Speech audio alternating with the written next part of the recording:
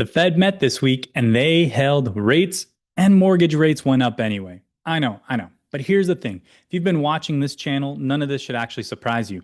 I've been talking about this environment for months, and this week I want to give you the honest picture, a couple things happening in the industry that you need to know about, and as always, what does this actually mean for you? Let's get into it. Quick intro if you're new, I'm Asher Benjamin, a senior loan specialist at Nexa Lending, nearly a decade in this business. I live in Arizona, I'm a dad of three. However, I'm from Chicago and bleed Chicago sports. I'm a bassist and I'm a Christian, which honestly has everything to do with why I do with what I do. My faith grounds me in the idea that I'm here to serve people, not to sell them something. I want to actually help you make one of the biggest financial decisions of your life, if not the biggest, with clarity and honesty, even when the market isn't really cooperating. And that's the whole point of these videos. Real information, real talk with no spin. Hit that like button and subscribe if that's the kind of content you're looking for. New update every single Wednesday on the market. So let's start with the headline. The Fed met Wednesday and voted to hold rates steady. On the surface, that sounds neutral, but three FOMC members actually voted for an immediate rate hike. And after that decision, markets started pricing better than a 50% chance of a September increase. Translation, the door to rate cuts isn't just closed right now. There are people actively knocking to go the other direction. Mortgage rates edged up to around 6.8% as a national average this week, nearly a one-year high. And the honest forecast from economists is simple. Until we get either a meaningfully lower inflation reading or a notable uptick in jobless claims, rates aren't really breaking lower anytime soon.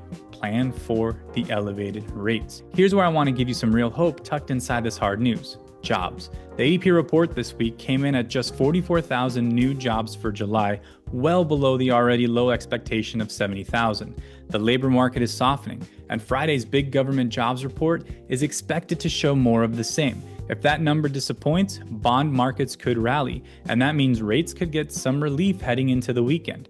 We're not there yet though, but the signal is starting to point in the right direction. Well, what does this mean for you?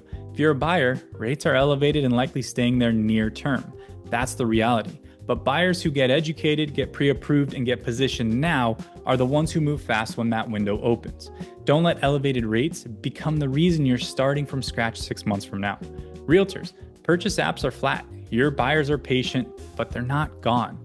Keep those conversations warm. The market will shift, and it tends to shift faster than people expect. Here's a story playing out in the data right now that I think a lot of you might feel in your bones. Luxury homes. We're talking in the $1.92 million range. Those are flying. Sales are up over 6%.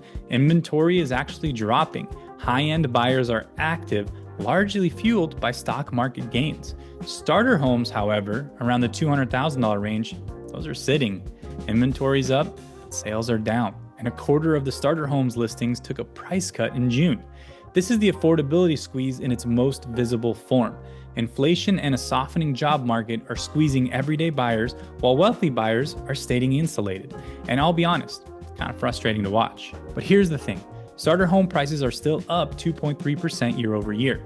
Even with more inventory, even with fewer buyers, values are holding. It's actually meaningful if you're a first-time buyer on the fence. The home you buy today is likely still worth more a year from now.